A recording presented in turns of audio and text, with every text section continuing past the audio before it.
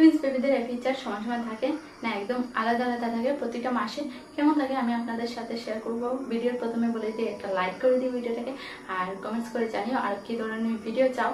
অবশ্যই আমি চেষ্টা করবো ভিডিও দেওয়ার, তো তোমরা এই পুরো ভিডিওটা দেখতে থাকো। Hello everyone, good evening, welcome back to my channel. আমি সুপ্রিয়া। আজকে আমি আপনাদের সাথে শেয়ার করবো টুইন্স বেবিদের ফিচার সমান সমান থাকে কি একদম সমান সমান থাকে না।